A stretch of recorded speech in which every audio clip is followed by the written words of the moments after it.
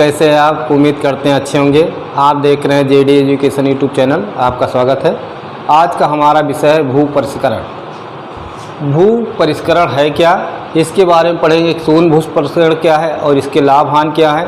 साथ साथ हम देखेंगे कि पाटा लगाने से क्या लाभ होता है और मिट्टी चढ़ाने से क्या होता है, फिर जुताई किस प्रकार से किया जाता है। इस प्रकार से इस चैप्टर में हम देखेंगे। तो सबसे पहले हम सब लोग देखते हैं कि भू परिष्करण क्या है। इससे पहले भी हम वीडियो देख चुके हैं, लोड कर चुके हैं आपके लिए, कि भू परिष्करण का मतलब होता है भूमि को बोने से पहले जितने भी क्रियाकलाप किए जाते हैं, जुताई हो, निकाई हो, साथ साथ खरपतवार को बाहर निकालना हो, समतल करना हो, इस प्रकार के जितने भी कार्य किए जाते हैं वो भू परिष्करण के अंतर्गत आते हैं।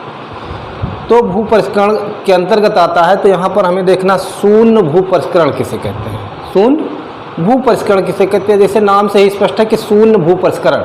तो शून्य भू परिष्करण का मतलब क्या हुआ कि जिसमें जीरो टिलेज कहा जाता है, जिसमें खेत को बिना जोते सीधे बीज को बो दिया जाता है, उसे शून्य भू परिष्करण कहते हैं। क्या कहेंगे? शून्य भू परिष्करण कहेंगे। लेकिन इसके हानियाँ क्या हैं? इसकी हानियाँ ये होती कि जो उससे पहले खरपतवार बहुत ज़्यादा होते हैं, इसमें शाकनाशी का ज़्यादा प्रयोग करना पड़ता है। इस प्रकार से चीज़ों का जो है ज़्यादा दवाइयों का प्रयोग होता है। साथ साथ क्या होता है, खरपतवार जो इससे पहले थे उसको नष्ट करने में समय लगता है और दवाइयों का ज़्यादा प्रयोग करना पड़ता है। इस प्रकार से शून्य भू परिष्करण का प्रचलन बहुत निम्न स्तर पर या बहुत कम हो रहा है। इससे लागत तो कम हो जा रही है, लेकिन अन्य समस्याएं भी बनी हुई हैं। इसके बाद हम देखेंगे कि लाभ हानि क्या है। तो सबसे पहले देखते हैं शून्य भू परिष्करण है क्या। किसी फसल की बुआई पूर्व फसल के अवशेषों में ही बिना जुताई किए सीधे रूप से करना शून्य भू परिष्करण कहलाता है। शून्य भू परिष्करण कहलाता है। शून्य भू परिष्करण क्या है? जहाँ पर खरपतवार नियंत्रण रासायनिक विधि से करते हैं, वहाँ पर यह विधि उपयुक्त होती है। यानी कि यह विधि वहाँ पर उपयुक्त है जहाँ पर खरपतवार को रासायनिक दवाइयों से हटाया जाता है। फिर इसके बाद आता है कि लाभ और हानि क्या है। शून्य भू परिष्करण के लाभ तो हैं कि खेती की लागत में कमी आ जाती है। जो खेती की लागत होती है उसमें कमी आ जाती है। मृदा क्षरण की कमी होती है। मृदा संरचना का यथावत बनाए रखना, यानी कि जो मृदा की संरचना होती है वो यथावत बनाए रहती है। फिर इसके बाद आता है कि श्रम एवं धन की बचत होती है। श्रम और धन की बचत होती है। इस प्रकार से शून्य भू परिष्करण के लाभ हैं। अब हानियाँ क्या हैं? हानियों में देखते हैं कि मृदा में सख्त सतह का बनना, यानी कि जो मृदा होती है उसमें सख्त सतह बन जाती है। फिर इसके बाद आता पूर्व फसल के अवशेषों पर लगे हुए कीट एवं पतंगे अगली फसल पर प्रभाव डालते हैं। यानी कि जो कीट पतंग होते हैं, रोग होते हैं, वो अगली फसल पर भी क्या करते हैं? प्रभावित करते हैं। और शाकनाशी रसायनों का अधिक प्रयोग करना पड़ता है। शाकनाशी रसायनों का अधिक प्रयोग करना पड़ता है, ये इसकी हानियाँ हैं। फिर इसके बाद हम देखते हैं भू परिष्करण का मिट्टी पर प्रभाव। जो भू परिष्करण होता है इसका मिट्टी पर क्या प्रभाव पड़ता है। जो भू परिष्करण है इसका मिट्टी पर क्या प्रभाव पड़ता है। भू परिष्करण का मिट्टी पर प्रभाव क्या होता है कि मिट्टी भुरभुरी और मुलायम हो जाती है। मिट्टी कैसी हो जाती है?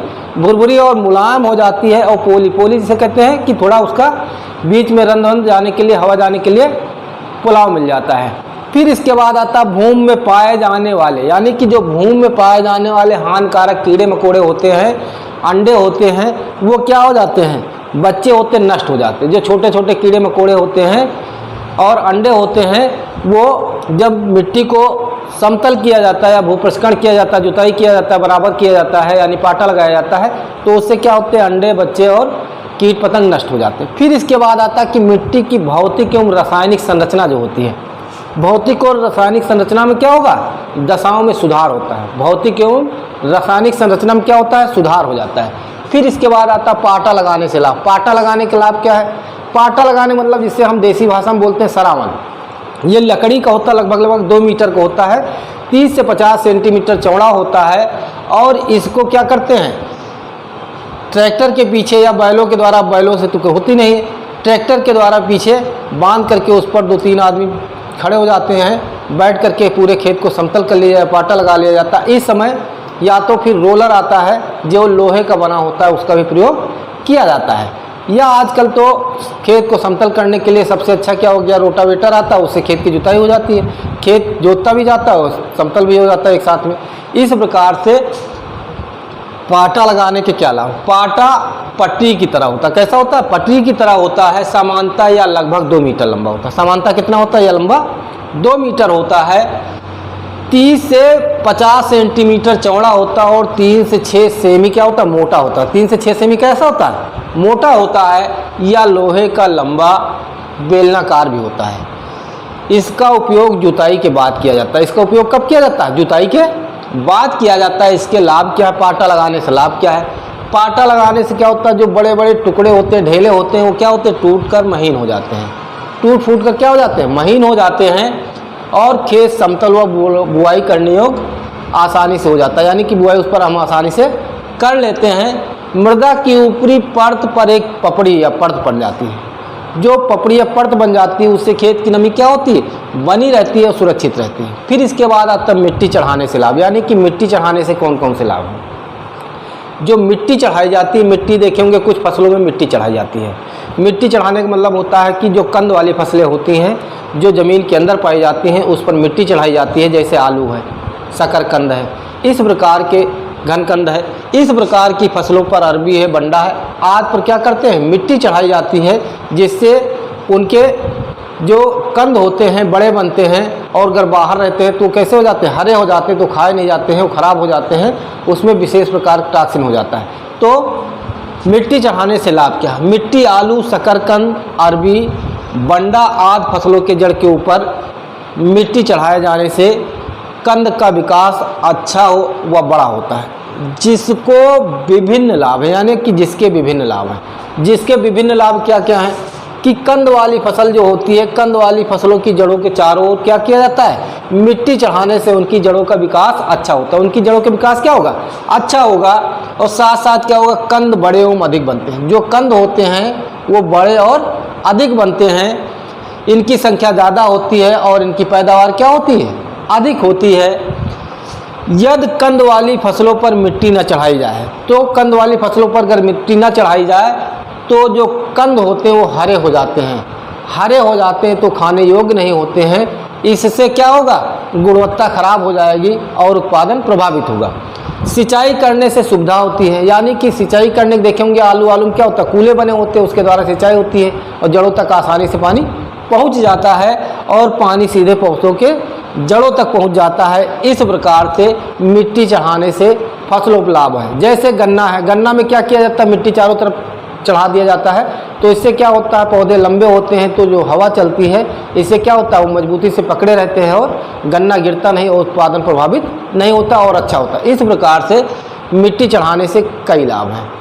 लोग देखते हैं जुताई। जुताई 2 प्रकार से होती है, एक बाहर से अंदर की ओर, एक अंदर से बाहर की ओर। जैसे लिखा हुआ कि बाहर से अंदर की ओर जुताई। इसमें जुताई क्या किया जाता है, जो खेत होता है उसमें जुताई खेत के एक किनारे से प्रारंभ करते हैं। एक किनारे से प्रारंभ करके या एक कोने से प्रारंभ करके क्या करते हैं, धीरे धीरे अंदर की ओर प्रवेश करते हैं, यानी कि धीरे धीरे अंदर की ओर हम जाते हैं और अंत में क्या करते हैं, खेत के मध्य में यानी कि बीचों बीच समाप्त करते हैं। इस प्रकार से जो जुताई किया जाता है उसे अंदर बाहर से अंदर की जुताई कहते हैं। जो अंदर से बाहर की जुताई होती है, इसमें जुताई क्या किया जाता है, इसमें जुताई खेत के बीचों बीच से प्रारंभ किया जाता है। कहाँ से किया जाता है, खेत के बीचों बीच से प्रारंभ करके धीरे धीरे बाहर की ओर समाप्त करते हैं। इस प्रकार से जुताई 2 प्रकार की होती है, बाहर से अंदर की ओर जुताई और अंदर से बाहर की ओर जुताई। जो बाहर से अंदर की ओर जुताई होती है, यानी कि ये प्राचीन काल से ये विधि प्रयोग किया जा रहा है। फिर इसके बाद आता है पट्टियों में जुताई, यानी कि जो पट्टियां होती हैं ये कहाँ पर जुताई किया जाता है। इस प्रकार की जुताई पहाड़ों पर की जाती है। इस प्रकार की जुताई पहाड़ों पर की जाती है। जो पट्टियां स्टिप होती है उसमें जुताई किया जाता है। इस प्रकार की जुताई कहाँ होती है, पहाड़ों पर होती है। फिर आता है गहराई के अनुसार जुताई का वर्गीकरण, यानी जो गहराई होती है उसके अनुसार जुताई का वर्गीकरण क्या है कि जो गहराई होती है, एक उथली गहराई होती है और दूसरी गहरी जुताई होती है। जो उथली जुताई होती है या 10 से 20 सेंटीमीटर गहराई पर किया जाता है, यानी कि 10 से 20 सेंटीमीटर पर लगभग सभी फसलों की जुताई करके बीज बो दिया जाता है। तो इस प्रकार से सबसे गहरी और उथली जुताई। जो गहरी जुताई होती है 20 सेंटीमीटर से अधिक की जुताई होती है। क्या होती है? 20 सेंटीमीटर से अधिक की जुताई होती है जो खेतों में कोई कंद वाली फसल बोना हो या कोई अन्य प्रकार की फसलें होती जो ज़्यादा गहरी जड़ें जाती हैं, उनके लिए गहरी जुताई का प्रयोग किया जाता है। लेकिन अधिकतर जो प्रचलित जुताई है वो कौन सी है? उथली जुताई है। फिर इसके बाद आता है भू परिष्करण के यंत्र, यानी कि भू परिष्करण के यंत्र कौन कौन से हैं? हम आप जानते हैं भू परिष्करण के यंत्र कौन से हैं। खुरपी है, फावड़ा है, कल्टीवेटर है, हैरो है। इस प्रकार के जो भू परिष्करण यंत्र होते हैं इनका प्रयोग किया जाता है। जैसे मिट्टी पलट हल, यानी कि मिट्टी पलट हल एक ऐसा हल है जो मोल्ड बोर्ड प्लाऊ कहा जाता है या एक प्रारंभिक भू परिष्करण होता है। या मिट्टी पलट कर क्या करता है? मिट्टी को पलट देता है। पलटने वाले हल से सबसे अधिक प्रचलित हल है, यानी कि ये पलट देता है, ये सबसे प्रचलित हल होता है। इसे मेस्टन हल भी कहते हैं, यानी कि इसका प्रचलित नाम क्या है? मेस्टन हल है। इसमें कूड़ की चौड़ाई 15 सेंटीमीटर होती है। कितना होती है? 15 सेंटीमीटर होती है। फिर इसके बाद आता है कि मिट्टी पलट हल 2 प्रकार के होते हैं। 2 प्रकार के क्या है? एक हत्थे वाले होते हैं और 2 हत्थे वाले होते हैं।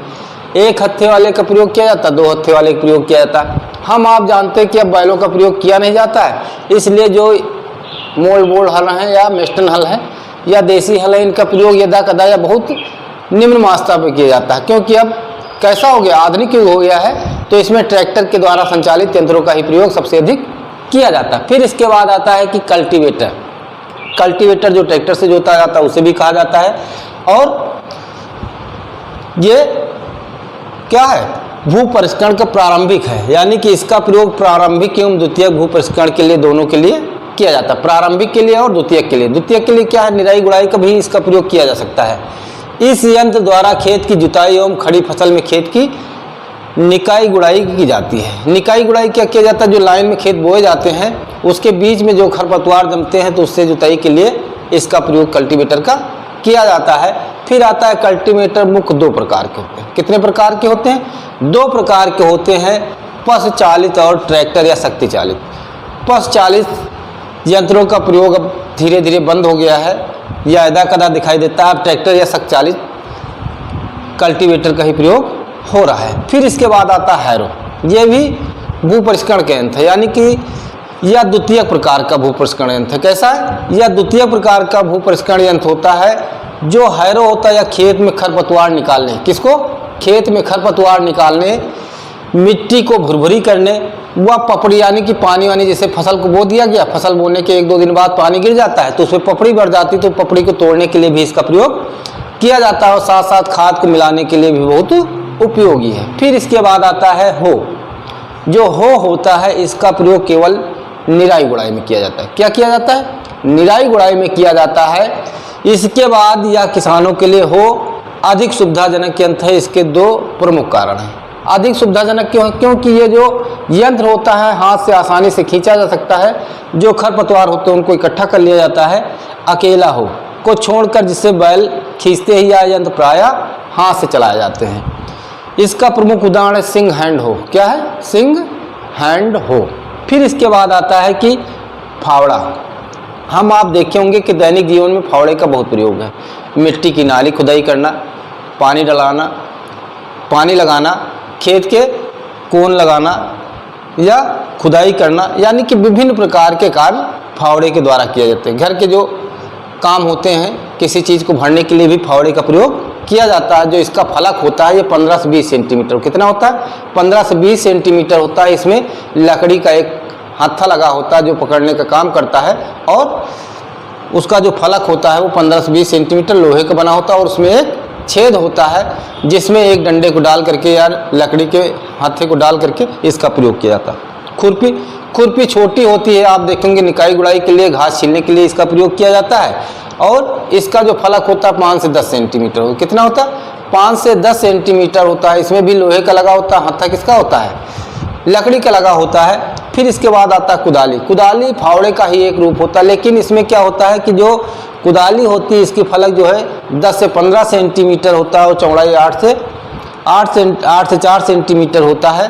और इसका प्रयोग क्या किया जाता है? नारी बनाने में या गन्ने की गुड़ाई में या जो कंद वाली फसलें होते हैं उनके ऊपर माटी डालने का भी प्रयोग किया जाता है, तो वो कुदाली का प्रयोग किया जाता है। फिर इसके बाद आता है भूमि को समतल करने वाले यंत्र। जो भूमि होता है उसको समतल करने के लिए कौन कौन से यंत्र हैं?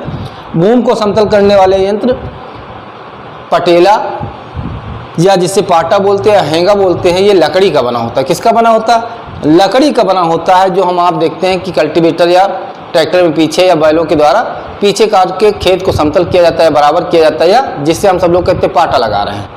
फिर इसके बाद दूसरा आता है बेलन या रोलर। आजकल आधुनिक युग में बेलन या रोलर का प्रयोग किया जाता है। वो लोहे का बना होता है, वजन होता है, इससे खेत को समतल कर लिया जाता है। फिर इसके बाद आता है क्रैपर्स। क्रैपर्स भी एक प्रकार से बराबर करने का काम करता है, समतल करने का काम करता है। इस प्रकार से इसको हम प्रयोग करते हैं। फिर आगे हम देखते हैं नेक्स्ट। हम सब लोग देखते हैं कि बीज की बुआई, सीड सोइंग यानी कि बीज बोने की विभिन्न विधियाँ। सबसे नंबर 1 पर आता है छिटकावा विधि, जिसे ब्रॉडकास्टिंग भी कहा जाता है। ये भारत की सबसे प्रचलित विधि और सबसे पुरानी पद्धति है। इसको बोने में सबसे ईजी होता है और अधिकतर इसी प्रकार से फसलों को बुआई किया जाता है। फिर इसके बाद आता है देसी हल द्वारा कूड़ों में बुआई। पहले देसी हल में कूड़ जोते जाते थे, उसमें मुट्ठी में लेकर के बीजों को छिड़क दिया जाता था। इसका प्रचलन भी पुराने समय में होता था। फिर आया देसी हल में नाई चोंगा बांध करके एक गोला किप्पी के तरह होता था, लंबा सा, जो भरा होता था, बंधा होता था हल के पीछे पीछे, और उसमें गेहूं या जो भी फसल बोना होता था उसको उसमें डाल देते थे, वो धीरे धीरे अपना गिरता रहता था। इस प्रकार से चोंगा विधि का प्रयोग किया जाता है। डिबलर विधि यानी कि डिबलर का प्रयोग वहाँ पर करते हैं जैसे थोड़ी फसल बोना होता था, सब्जी की हो या किसी अन्य चीज़ की, वहाँ पर बोने के लिए डिबलर के द्वारा बोया जाता था, क्योंकि इसमें कांटे लगे होते हैं, उसके द्वारा ज़मीन में खोद दिया जाता था और बीज को छेदों में बो दिया जाता था। इस प्रकार की विधि को डिबलर विधि किया। फिर आता है सीड ड्रिल द्वारा। सीड ड्रिल द्वारा अब जो अधिकतर बुआई किया जाता है या तो सीड ड्रिल के द्वारा या छिटकाव विधि का प्रयोग किया जाता है। तो सीड ड्रिल मशीन के द्वारा बीजों को एक ड्रम टाइप बना होता है उसमें भर दिया जाता है और कूड़ों के माध्यम से वो धीरे धीरे गिरता रहता है और इस प्रकार से बुआई की जाती है। फिर इसके बाद आता है देसी हल। जो देसी हल होता है इसे बहुउद्देशीय हल कहते हैं, या बहुत प्राचीन कृषि यंत्र है। इसके द्वारा विभिन्न प्रकार से कार्य किए जाते थे, जैसे निकाई गुड़ाई का काम किया जाता, बुआई का काम किया जाता था और जुताई का भी काम किया जाता। इस प्रकार से सारे कार्य किए जाते थे।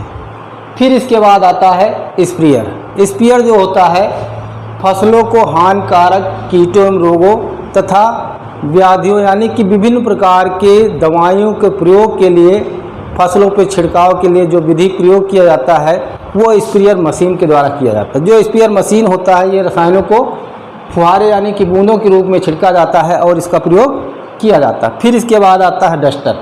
जो डस्टर होता है ये जिसको फसलों में यानी शाकनाशी हो, चाहे कीटनाशी हो, चाहे अन्य प्रकार की दवाइयों का जो प्रयोग किया जाता है, जो धूल के रूप में होता है, डस्ट के रूप में होता है, उसके प्रयोग के लिए डस्ट का प्रयोग यानी कि डस्टर का प्रयोग किया जाता है। या 2 प्रकार से होता है, हस्त चालित होता है और शक्ति चालित होता है, यानी कि हाथ के द्वारा चला करके किया जाता है या मशीन के द्वारा चला करके किया जाता है, इसका प्रयोग किया जाता है। फिर आता है फसलों की मड़ाई, थ्रेशरिंग। मड़ाई करने की निम्नलिखित विधियाँ। नंबर 1 है कि हाथ से पीट करके, देखते होंगे जिससे सरसों वरसों या कोई अन्य प्रकार की फसल होती है जो छोटी होती है उसको हाथ से पीट करके साफ कर लिया जाता है। इस प्रकार को हाथ से पीट कर कहते हैं। फिर इसके बाद आता है पशुओं की सहायता से मड़ाई। अब पशुओं की सहायता से मड़ाई नहीं किया जाता, लेकिन पहले समय में होता था तो पशुओं की मड़ाई कर देते थे, फसलों को बीजों के निकाल लिया जाता था और भूसा निकाल करके जानवरों को खिलाने का काम किया जाता। फिर इसके बाद आता है अपलैंड थ्रेशर, इसका भी प्रयोग किया जाता था। फिर इसके बाद आ गया धान की जापानी मशीन। फिर इसके बाद आता है शक चालित गहाई मशीन, यानी कि जो शक चालित या ट्रैक्टर से या बड़ी मशीनों से चलाई जाती है उसे शक चालित मशीन कहा जाता है। फिर आता है ओसाई। जो ओसाई के लिए पंखा का प्रयोग किया जाता है, ये भी 2 प्रकार के होते हैं। छोटे पंखे वाले होते हैं जो हाथ से चला लिए जाते हैं, जो बड़े पंखे होते हैं वो विद्युत के द्वारा चलाए जाते हैं या संचालित होते हैं। इस प्रकार से पैर से चलाने वाले भी हैं और हाथ से चलाने वाले हैं। इस प्रकार का प्रयोग किया जाता है। फिर इसके बाद आता है सीड ड्रेसर। जो सीड ड्रेसर होता है ये जिस प्रकार से आप सब लोग देखेंगे इस समय जब आपके यहाँ छत पड़ती तो डस्टर होता है, उसके अंदर क्या करते हैं बीजों को भर दिया जाता है, कीट रसायन चीज़ों को मिला करके उसको क्या किया जाता है, घुमा दिया जाता है हाथ से और धीरे धीरे सारी फसल के बीज में क्या होता है, मिल जाता है।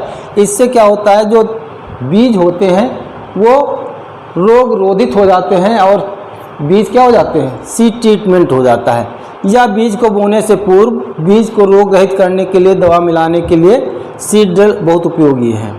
इसमें लोहे के फ्रेम पर एक ड्रम लगा होता है जिसको हैंडल से घुमाया जाता है। फिर इसके बाद यह फसल कटाई यंत्र या 3 प्रकार के होते हैं। क्या होते हैं? ये 3 प्रकार के होते हैं। नंबर 1 मानव संचालित, पशु चालित और यांत्रिक शक्ति द्वारा। फिर इसके बाद आता है कुट्टी काटने की मशीन। ये 2 प्रकार की होती है, जैसे कोल्हू या गन्ना होता है। आ रहा है बेटा, आ रहा है ना? कुट्टी काटने की मशीन या कोल्हू गन्ना पेराई मशीन, इसका प्रयोग किया जाता है। इस प्रकार से ये चैप्टर हमारा खत्म होता है। नेक्स्ट चैप्टर में फिर मिलते हैं, तब तक के लिए धन्यवाद। जय हिंद, नमस्कार।